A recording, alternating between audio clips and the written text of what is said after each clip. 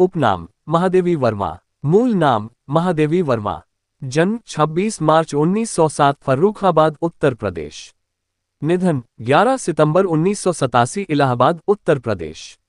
आधुनिक युग की मीरा कही जाने वाली महादेवी वर्मा का जन्म उत्तर प्रदेश के फर्रुखाबाद में होली के दिन 1907 में हुआ था। उनकी आरंभिक शिक्षा उज्जैन में हुई और M.A. उन्होंने संस्कृत में प्रयाग विश्वविद्यालय से किया। बचपन से ही चित्रकला, संगीत कला और काव्य कला की ओर उन्मुख महादेवी विद्यार्थी जीवन से ही काव्य प्रतिष्ठा पाने लगी थी। वह बाद के वर्षों में लंबे समय तक प्रयाग महिला विद्यापीठ की प्राचार्या रहीं। वह इलाहाबाद से प्रकाशित चांद मासिक पत्रिका की संपादिका थी और प्रयाग में साहित्यकार संसद नामक संस्था की स्थापना की थी। निराला वैशिष्ट्य की स्वामिनी महादेवी वर्मा छायावाद की चौथी स्तंभ भी कही जाती हैं। प्रणय एवं वेदनानुभूति, जड़ चेतन का एकात्म्य भाव, सौंदर्यानुभूति, मूल्य चेतना, रहस्यात्मकता उनकी मुख्य काव्य वस्तु है। वह प्रधानतः गीति कवयित्री हैं जिनके काव्य में परंपरा और मौलिकता का अद्वितीय समन्वय नजर आता है।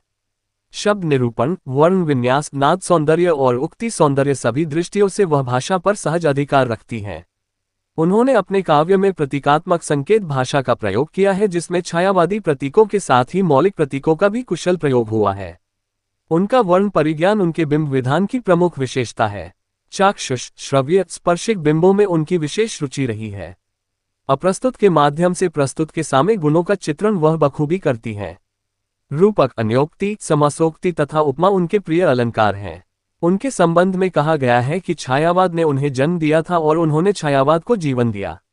उन्होंने कविताओं के साथ ही रेखाचित्र, संस्मरण, निबंध, डायरी आदि गद्य विधाओं में भी योगदान किया है।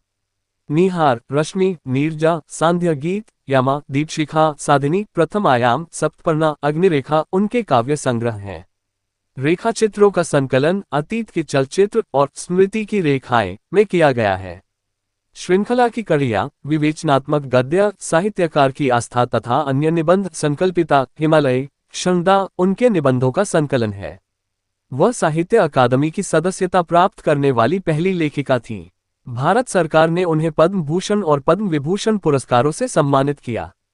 उन्हें यामा के लिए ज्ञानपीठ पुरस्कार से सम्मानित किया गया। भारत सरकार ने उनके